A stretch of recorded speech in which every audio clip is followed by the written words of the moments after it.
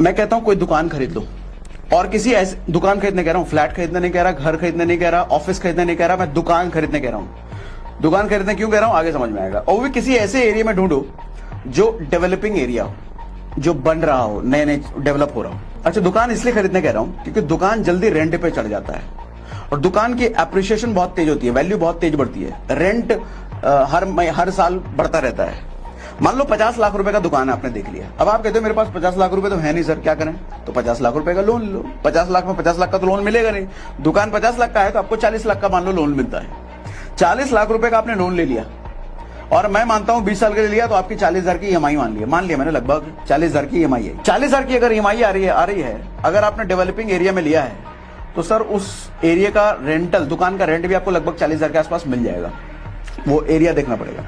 2025 में मैं मानता हूं 10% बढ़ेगा तो 44,000 रुपए रेंट हो गया। ईएमआई कितना? अभी भी 40। 2035 में 10 साल बाद 10% हर साल अगर हम बढ़ा रहे हैं सर, 88,000 रुपए आपको रेंट आएगा।